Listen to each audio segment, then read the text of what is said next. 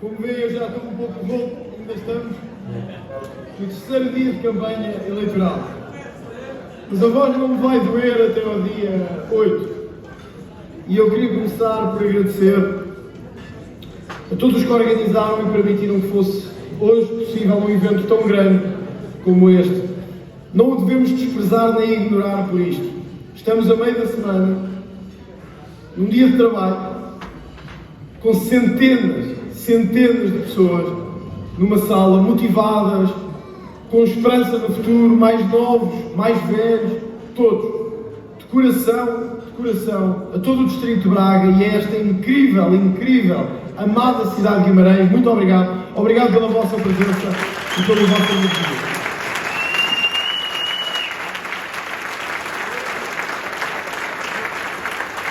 Agradecer também à Distrital de Braga, da pessoa do deputado Filipe Melo, que tem sido um exímio representante do Distrito de Braga. Agradecer a toda a equipa distrital, a todas as conselheiras que sei que têm feito um trabalho incrível, como disse o Filipe, desde dezembro, eu diria até desde o fim de novembro, a andar na rua, noite após noite, com frio e com chuva. E quando eu, ainda hoje disse ali fora aos jornalistas, quando outros partidos estavam a dormir, vocês já estavam a trabalhar, nós já estávamos a trabalhar. Muito obrigado por esse apoio.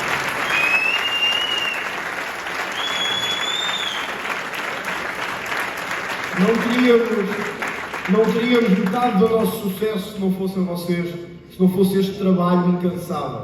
Os partidos fazem-se com mensagem, com carisma, com força, mas fazem-se sobretudo da sua base, dos seus militantes, dos seus candidatos. E eu tenho que dizer isto, apesar de ser um pouco parcial. Nós temos a melhor base do mundo, temos os melhores militantes do mundo, temos os melhores apoiantes do mundo.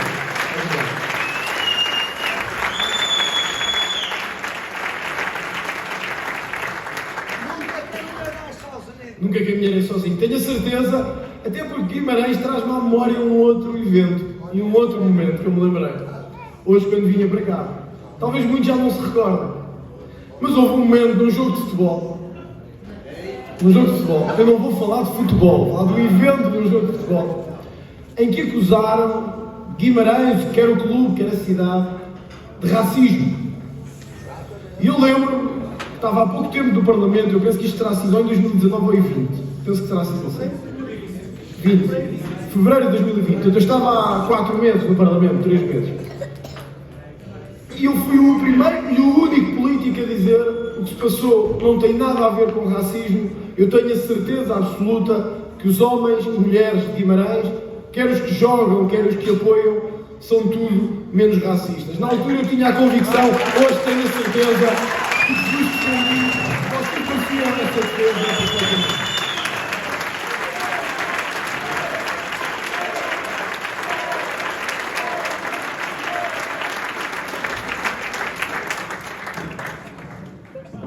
No entanto, Guimarães também me apela muito à nossa nacionalidade. Esta é uma cidade, de facto, onde, como disse o Filipe Melo, eu tenho uma das fotos mais bonitas da minha vida política toda. E que até ao fim da minha vida política, esta será das fotos mais importantes. Frente a frente com o castelo, na verdade de costas para o castelo, mas frente a frente com a história do castelo, com o anoitecer a começar a manifestar-se, um frio profundo que se entranhava nos ossos. E foi talvez o primeiro grande momento da minha história chega em que eu senti, digamos assim, se é possível dizer, como se pode amar tanto um país e como é que se pode amar tanto Portugal e a Portugalidade. Fui ali a olhar para a nossa fundação, a ver a vossa energia enorme, ao frio, à chuva, que percebi que este projeto tinha tanto para dar e que não podíamos desistir. E que mesmo nos dias em que estivéssemos cansados, mesmo nos momentos em que estivéssemos mais abatidos, aquele castelo deve nos lembrar sempre de uma coisa. Se ele, o nosso primeiro rei, resistiu, lutou e conquistou, nós também vamos resistir, lutar e conquistar Portugal.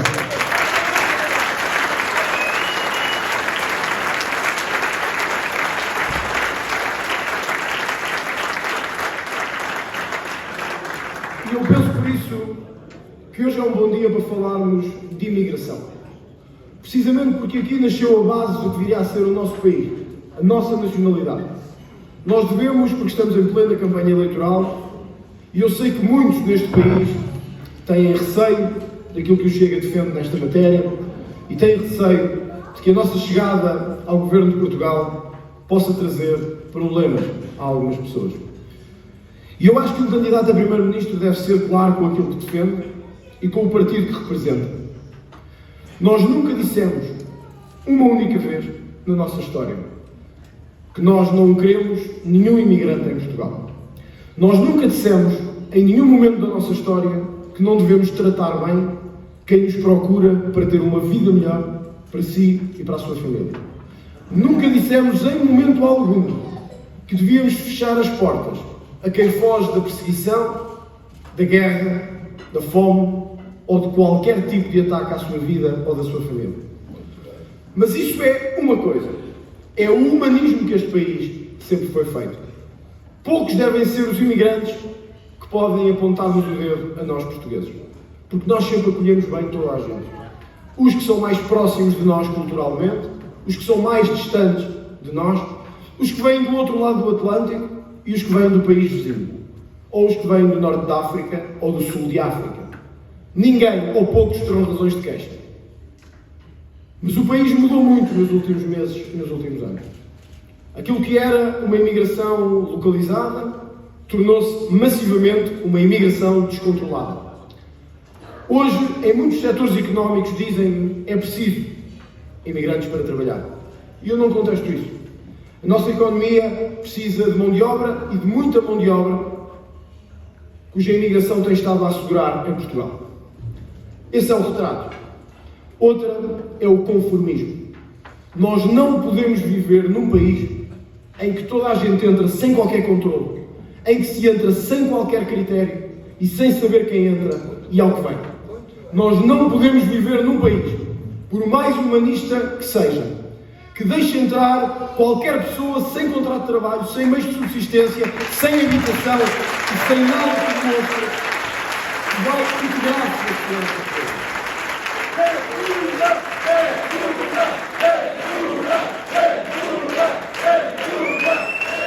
Porque senão, se deixarmos entrar toda a gente sem critério, nós não estaremos a permitir imigração. Nós estamos a permitir a destruição da nossa sociedade, o aumento da pobreza, o aumento da exclusão e cada vez mais sem-abrigos a viverem ou em estações de metro, ou de comboio, ou em tendas à porta de igrejas. E eu quero uma imigração que seja legal, que cumpra regras e que possa ser decente. Não uma imigração descontrolada, que mais não faça do que aumentar a percepção de pobreza, de destruição e de desorganização.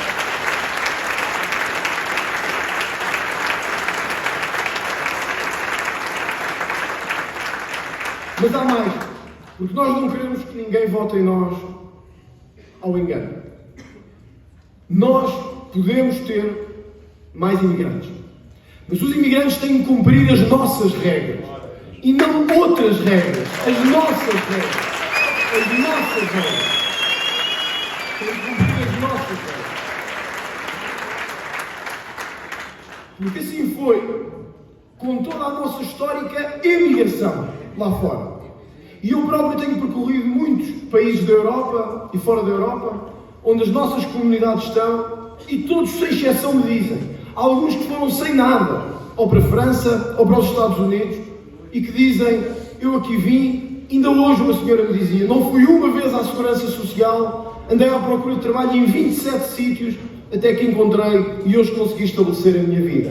Que o exemplo dos nossos imigrantes seja exemplo para os que hoje procuram Portugal para viver e para trabalhar.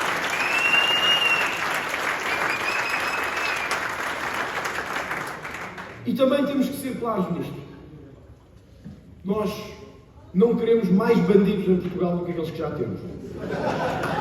Não queremos mais.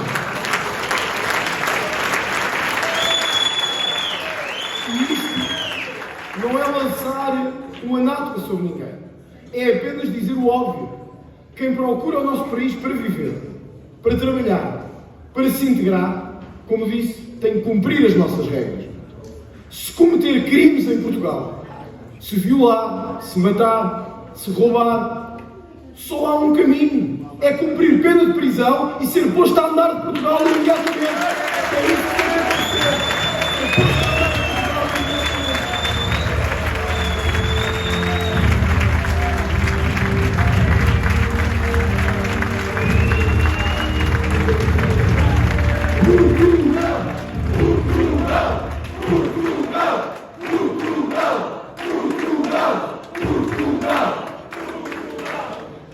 E por isso eu vi com muita estupefação que este mesmo mês o Supremo Tribunal de Justiça tenha revertido uma decisão de outro tribunal que tinha decidido a expulsão de um violador em Coimbra, um violador em série, que veio para Portugal estudar, que violou uma série de raparigas, que filmava esses atos,